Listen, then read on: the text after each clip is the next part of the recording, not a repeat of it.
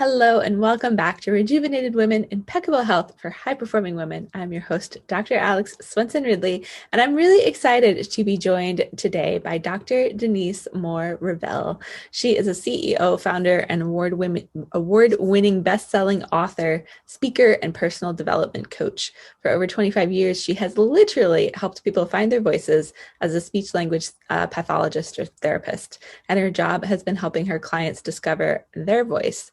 She founded the Own Your Amazing movement and has an extension of the message of finding your own voice and living your worth out loud. So, Dr. Denise, welcome to the show. Thank you so much for having me. I'm really excited for our conversation because I love this whole idea of finding your voice, owning your amazing, living out loud. And I'd love to, just to start off, maybe have you share a little bit about how you created this. Like, where did the Own Your Amazing movement really come from for you? Absolutely. It came from my own journey of self-discovery, and my own journey of finding my own voice. So for many years, I was on this path of like trying to figure out why I wasn't happy, why I wasn't feeling fulfilled. And so I read books, I attended seminars, but one particular seminar I attended in Dallas, Texas, and it was a weekend retreat for women who were trying to find their life, right? So I met a young lady the night before the actual retreat got started, and we went out to dinner, was talking, getting to know one another. So the next day was the time we all got together with the facilitator. And I remember that each person in the group had an opportunity to come to the front of the room and share their story and get coaching, all that kind of stuff, right? So a lot of the people were like crying and like, really emotional. And I'm sitting in the audience thinking like, when it's my turn, I am not going to cry. Not me. I don't know why they're so emotional, right? This is what I was thinking. Yeah. So that was my turn to be poured into and coached. As soon as I sat down, I started crying. and so the facilitator was like, what's going on? What's going on? I was like, I don't know. I just need to get my life. I'm not happy. I don't know what's going on with me. And so the young lady who I had gone out to dinner with the night before, she raised her hand and said, I know what's wrong with you. And I'm thinking like, you don't really know me that well. We just met, like, how do you know what's going on with me? I didn't say any of that. I was just thinking that, right? Mm-hmm. And so I looked at her, I said, so what's going on with me? What's wrong with me? And she said, you're smart, you're brilliant, you're talented, you're all these wonderful things. She said, but you don't own it. She said, you need to own your amazing and stop playing small. I was like, oh my God, that's it. You're so right. Oh my God. But at that moment, she really helped me to language what I had been feeling. I knew there was so much more for me to do, to be, but I was playing small. I was not fully living up to my potential. I was not living my worth out loud. And so she really helped me to language what I had been feeling. And so that's really how the Own Your Amazing movement really got started, by someone saying that to me. And so my message and my mission has been to other women to truly own who you are and to really live your worth out loud. Yeah. So powerful. I love that. And, I think there's so much. When we first met, we were just talking a little bit about like what would we talk about on the show. And there's like so many of the women I meet, and I know you do too, we're bottling down and we're not really sharing authentically who we are. And like in my work, it leads to health problems like with your thyroid and with, just not being able to communicate that. And so that's so powerful. And I'd love to just kind of talk about like, how do you start? For people who are listening to this and are like, that's me. I'm not like authentically being myself. Like I'm not, either we're stuck in a job we hate or, we feel trapped by our family life, or like my kid's home from school today and driving me crazy. Like, there's all these things that can like, cause us to stuff that. A lot of it's societally driven too. So, how do we start transforming this conversation so we can just step into like, I'm thinking of that song from The Greatest Showman, like "This Is Me," right? Yes. Yeah, I love that, and I love that. I love that movie. Yeah, but I get asked that question. I was like, how do you get started? And Yeah. it's very simple, but it does take some real introspection. It's really stopping and ask yourself, well, who am I? And who am I for me? And really getting clear about that. And it really takes slowing down, stopping. We all live these busy, busy lives, and really saying, like, let me get off this hamster wheel for a second and just really get quiet and really say, well, who am I? What do I really want? A lot of time, like you said, society tells us what we should have, what we should want, how we should be. And I always ask clients I work with, it's like, well, what do you want? What do you truly want? Not what you think you should want, but is that really what you want? And so when you really stop and people start peeling back the layers, a lot of my clients, they're like, I'm in a job that I hate. I was like, it's like, why are you still in it then? You Yeah. know, why are you still there? And so, but it's all these external expectations that we take on. But you have to get to a point in your life, like I did. It was like, enough is enough. I had the trappings of success. I had the degrees. I had a great job. But at the end of the day, I was still like, this is not it for me. I don't want this. And so we have to have the courage. And I said, it takes courage. You have to be courageous to say, I'm going to live my life out loud. I'm going to live authentically. I'm going to be who I believe in God, the creator, created me to be. And I'm on a mission to discover, like, who am I really for me? I love that. The whole idea of who am I for me. Because I shared with you, a big thing I talk about is what I call selfless syndrome. So we're constantly living for everybody else and putting them first. And to like take that pause and be like, no, who am I for me? Like, if you're listening to this, there is so much power and freedom and just being able to do that. And it might be so hard because I've had, women I've worked with that are like, well, I have no idea like what my hobbies are or what I like to do or Mm-hmm. what, and because we've just lost it. And, to get it back, like you might have to explore that stuff again. And Absolutely. that's great. But you got I to do remember, it. you got to do it. I remember my first lesson of really trying to stand for myself was when it was time for me to go to college, decide what undergrad college I wanted to attend. And so I tell the story in my book about how there was a certain school that everyone assumed I was going to attend. Great school, but I knew deep down inside I didn't want to go. But I was too afraid to tell people I didn't want to go there. I wanted to go somewhere else, right? Yeah. So it came time to apply for the schools, and I applied to different colleges, and then months go by, and acceptance letters are coming in, right? So my dad asked me one day, have you gotten your acceptance letter from this particular school? I was like, no, I haven't. A couple more weeks go by, I was like, have you gotten the acceptance letter for that school? I was like, no, I haven't. And so about the third time, he was like, well, I've heard your other classmates has gotten, their letter from this school. You haven't gotten your letter? And I was like, no, let me go look in the mailbox. So finally, I was like, I have got to tell my dad the truth. And so I told Dad, I said, Dad, we need to have a conversation. We need to have a talk. And he said, okay. I said, well, the reason why I haven't gotten a letter from that particular school is because I never applied. Oh. Yeah. I said, so no, a letter is never coming because I didn't apply. I said, because I don't want to go. And to say that he was a little upset with me, yeah, he was. He was a little upset. But I was like, I don't want to go because I don't think that's a good fit for me. I know some family members are going there. I know it's a great school, but it's not a good fit for me. I don't think that's where I need to go. And I'm not going to go because that's what everyone expects me to go and where you want me to go. That's not where I want to go. And after some talking, he finally said, okay, where do you want to go? And so that's when I realized, like, I really have to stand up for my own life. I get to make choices. Now, to say I went on and made great choices about my life, no. There were still times that I succumbed and listened to other people and didn't make the great choice for me. But now I'm more um, aware and I'm more, just focused on making sure I'm making great decisions for me and not what other people want for me. I love that.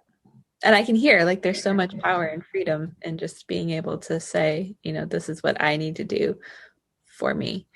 Yeah. Yeah. Yeah. And did you ever come up against like self-resistance or feeling like you were somehow selfish or because I know these are a lot of like the underlying conversations that we have as women, like, but I can't do that because that would be selfish and that would, nah. Absolutely. I just saw the eye roll. Like, It's like absolutely yes. I just had a conversation with a friend just the other day about that, about some choices that we both want to make in our lives, and like we are like, oh, but the guilt thing came up. Like, oh, should I really do that? yeah. Or what are other people going to think? And so I said, but we have to do it. We have to. Again, it takes courage. It takes courage and bravery to stand up and say, well, no, this is what I'm going to do for me, and this is what's going to make me happy, and I'm gonna move forward with it. But yeah, it comes up from time to time, not as much as it used to. I used to be a big people pleaser, you know, and I was like, no more of that.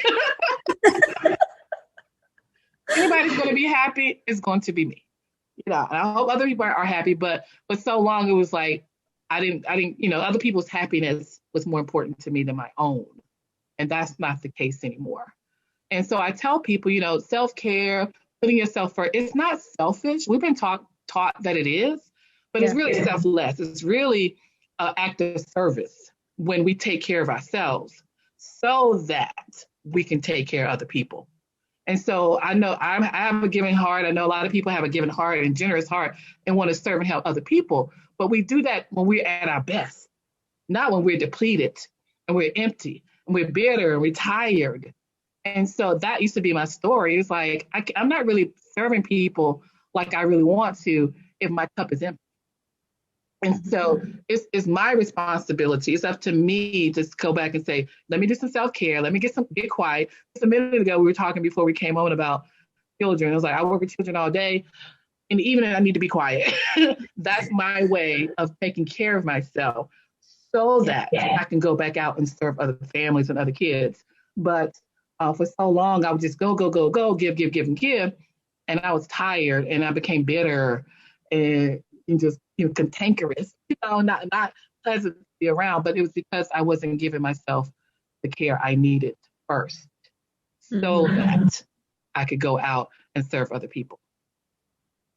Yeah, it's so key. And it's such an oxymoron, I think, for so many of us because I talk to so many, both in my chiropractic practice where I work with a lot of like babies and their moms. And then in my coaching business, I do more with, coaching, which is what we're talking about here. But Sure.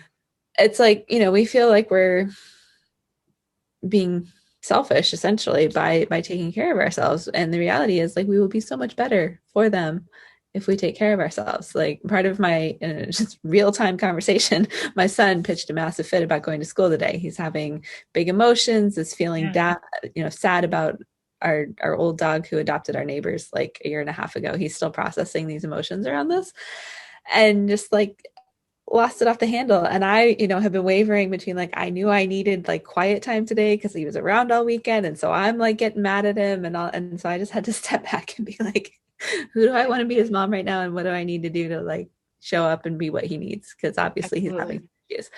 And it's so hard to do in the moment, right? But we have to, make that choice. And so for me, it was like, take myself upstairs. I'm gonna go take a shower. I'm just gonna take my time, let him just be whatever he's gonna be right now and stop trying to fight that. And sometimes we just have to do that. I know I did a workshop probably about 2 years ago. And part of the workshop is I talk about self-care. And so one of my friends came to the workshop. She and I are really good friends. We're college friends or what have you. And so she was just saying how tired she was. She's a wife, a mom, two kids, working and just doing so much. And so she was tired. I said, what is it that you need? What would you just love in terms of self-care? She said, I would love to just check into a hotel by myself, order room service, have a nice bath, and just rest and relax, right? And I was like, do it. Yeah. Book it, do it, right? And so and everybody was like, yeah, do it, like, do it, right? And so, and she said, okay. She said, I said, so I'm giving you a couple of days to report back to me that you made your reservation. We talked about which hotel do you want, all that. So I said, I'm gonna give you a couple of days. I'm gonna check on you to make sure you did it right. So finished the workshop. Later on that evening, her husband called me, right? Because we're good friends. Her husband called. He was like, did you tell my wife to go and get her a hotel room? Da da da. I was like, yeah. He said, thank you. He Mm. said, thank you. I have been telling her to take some time for herself. Thank you. And he said, I watched her book it because I wanted to make sure she did this for herself. I was like, thank you. He said, now I have someone on my side that can help her to take care of her. He said, because we need her. Me and the kids need her, but we need her at her best. I was like, yes. So our families want us to take care of ourselves. They really want us at our best. And so she did it, and so she was saying she's gonna do it like quarterly. And so for about a year, every couple of months, she would go book herself in a hotel room and just spend the night there. Her husband would drop her off and say, have a good time. I won't call you unless it's an emergency, but yeah. And so then she was telling us about it. So another friend did it. So it's like, it's okay to give ourselves permission to take care of ourselves. Came back, they were better wives, better moms, better employees, or what have you. So we really do have to take care of ourselves. Yeah, we absolutely do. That story, like, actually, I Oh, don't, I'm like, that's just so, but it's so true. mm-hmm. And, and the other piece of that is the people in our lives, like that's a really good point. I think we kind of get short-sighted and like, we have to do all these things for them and be all these things for them. And they want us to be our best selves and to take care of us too. Like they recognize and know that we need that. And so Yeah, sometimes that's what we need to hear in the moment is yeah, is exactly that. because we want them to take care of themselves too. But so the conversation I've been having lately with women is like, we have to be the example, we have to be the demonstration of what it looks Mhm. like to be well, in different, all aspects of our lives. But like, how are we demonstrating that? I have friends who have daughters. I'm like, how are you showing them how a woman should take care of herself? A mom. And so I mentioned that to someone who attended a workshop I did a couple of weeks ago. When I said that, I said, you have a daughter and she's watching you. And I said, just ask yourself, are the things that you are demonstrating and being an example, is that what you want her to carry forth? Is that how you want her to be when she has a family one day? Not making herself a priority, not taking care of her. And she just really teared. She said, okay, you got me on that. I said, I'm just saying, she's watching. And a lot of us learn from our own moms. My mother worked a lot. It was five of us. She worked and worked and worked and this and was sick a lot too because she didn't take time to really take care of herself.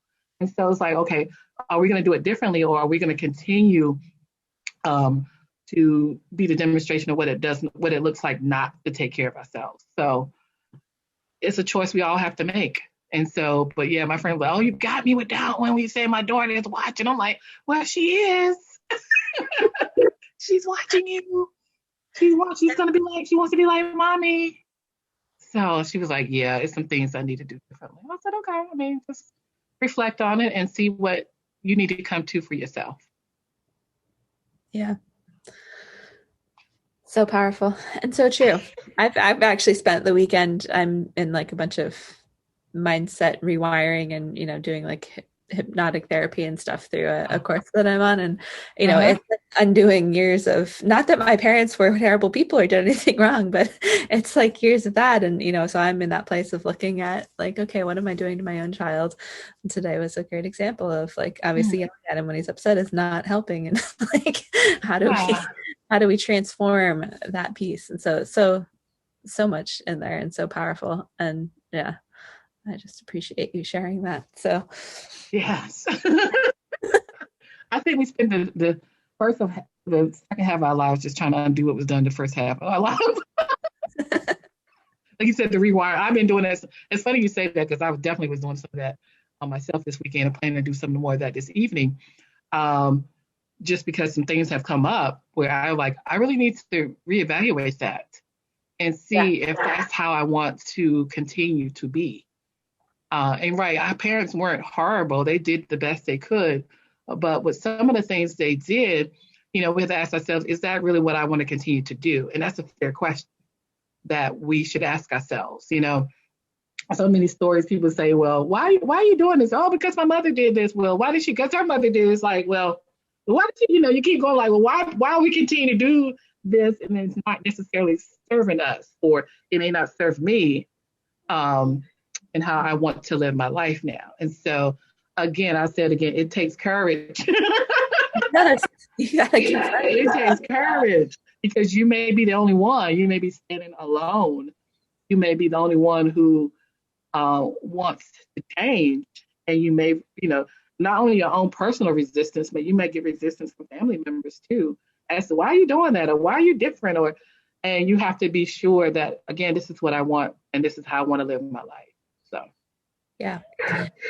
And that can come through on so many different levels. I think it's, a lot of what we're talking about now is kind of getting into this concept of, and I don't know how much thought you have on this, but being a female leader, because no matter what your role, whether you have a job and we're both doctors, like whatever, wherever you fit on it, your stay-at-home mom, like you are in some type of leadership role with absolutely. your kids, with your community. Mm-hmm. And so what advice do you have there, and just like really powerfully stepping into that? Because I think a lot of us don't, like we struggle with like, well, I'm just going to do it this way because it's easy or comfortable or whatever it is, but it doesn't actually work for us. Oh wow, that's a good question, and it's tough too. Again, because like you said, whether we want to admit it or not, we are leaders, and people are watching. Mm-hmm. And so again, it comes down to, well, what kind of demonstration do I want to be? What example do I really want to be? Again, it takes some time to sit back and be like, Yeah. that self reflection is something. It's really really something, but. We have to do it. We have to make the time to do it. And so many things I've done in my life is like, oh, let me just keep doing it. That's what I've been doing. And then you might get stopped in I've gotten stopped in my tracks where other people are like, oh, questioning it, or like, I know for me, I have nieces and nephews, and it's kind of unsettling sometimes. It had been unsettling at times when I've heard them say stuff I've said, and I'm like, and I know where they got it from. It's like, oh, they are listening, they are watching, Mm-hmm. And in my speech practice, I work primarily with little kids too. A few times they've said things I said, I was like, oh, or I tell parents all the time, I don't have to ask parents what's going on in the house. The children would tell me. Not necessarily directly, but indirectly too. I can always know what's going on at home. Mm-hmm. Just how from children. They're sponges. They absorb everything in their environment, and then it's like, oh, okay, And so I've had to say to some of my parents at times, like, just be mindful what you're saying in front of your little one, because when they're playing, pretend play, some of that stuff comes out, and they were like, oh yeah. Be careful with some of the music you may be listening to, while you're in the car. It may be appropriate for you, but maybe not for when your little one is in the car, because they're singing the words. They don't necessarily know what they're saying, but they're saying some inappropriate words. And they're like, and one mom was like, I told my husband, I told him about that. I'm just saying, it comes out. And so your question again is about leadership. And we are all leaders. We're leading someone, We may not fully be aware of it or want to acknowledge it, but it's happening. And again, it's like, ask yourself, what kind of example, what kind of demonstration do I want? Do I want to be a demonstration of love, of peace, of compassion, of living authentically? All of those kind of things we have to ask ourselves. And then, are we willing to have the courage to do it and stand up for it? I don't know if that answered the question or not, but that leadership part, it's tough. It's tough. It's Yeah. tough.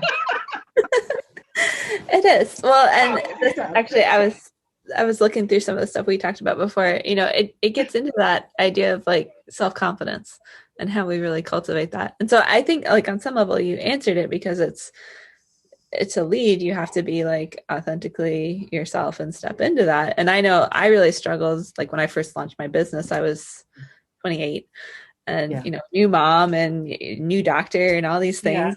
And there was a element of like faking it till you make it, but also I had to like go through so much growth and learning Yeah. to get to the level where I was running a huge practice and had 12 staff members. And then that didn't serve my health. So, I transformed that, which took courage. And Yeah. in our conversation, I'm like, oh, there's still some things I'm hanging on to from that I need to Yeah. like actually process and let go of. But, for those listening, it's like you may be in any part of that, but you are leading somebody. And so you get to really create what you want that to look like, which is cool. Yes, absolutely. I was just having a conversation with one of my sisters. I have three sisters and one brother, and my sister is a professor, and so she was talking about becoming the chairperson of the department, and so she was like, "But I don't know," and I'm like, "What do you mean you don't know?" Again, leadership. Mm-hmm. Yeah, And the thing is, the people around her, she's meeting with the provost today. They want her to take this position because they see she has the ability to lead. You know what I mean? And she's Right. been doing that, but her own self is kind of like, I don't know. And I was like, you got to at least try, or talk to them about it. But she was just kind of, she was like, because I said to her, I said, you are a leader. And I said, you need to, again, be the demonstration for so many other women, and especially women of color, to be in those kind of positions. And so when I said the word, she said, I never thought of it as leadership. I was like, yeah, you do. And then she was like, yeah, being the chairperson of the department, that's the leadership role. That's the leadership thing. And so, but she said, oh, I think the word leadership kind of scared me a little bit. I said, yeah. I said, but again, if you language it and saying, well, this is just your opportunity to come in and make some of the changes, to share some of the ideas that you've been talking about for years that will make a difference in other people's lives, in the lives of the students. She's very, mission driven in terms of helping the students and all those kind of. I said, the things you talk about, if you're the leader, you can implement those things. You can bring on the changes that you want to see because you'll be in that position to do it. She was like, yeah. And so she's taking a meeting with the provost today to discuss her taking this leadership position. And it's like, it's time. You have the skills, you can do it. But, she was feeling not as confident as I think she wanted to be to feel. Mm-hmm. But when I was like, you have it, you've been doing it, you've been leading, it's just in a different arena. And I said, but understand the impact you can make by bringing in the changes, the policies, and the different perspective that you can bring to this whole department. So, yeah. Yeah. And sometimes I think oh, we got um you bring up an interesting point, which is just sometimes we have to look outside of ourselves, and be willing to acknowledge how other people see us. Because as you were sharing that story, I was thinking of when I graduated from chiropractic school. And I think you're in Georgia, right? Or no, you're in Maryland. Maryland. never mind, East Coast somewhere. Yeah. I was in Georgia. Yeah. So on the East Coast, but my class voted and gave me the Leadership and Entrepreneurship Award. Wow. And I was like floored by that because I didn't relate to myself as either one of those things. We had 8 core principles at our school. And so I thought they were going to give me the Integrity Award because I was constantly talking about integrity like my whole 4 years there. But they actually gave me the Leadership and Entrepreneurship Award. And it took like 5 years of me being in practice and having my own business and, building this team to finally acknowledge myself the way they must have seen me back then.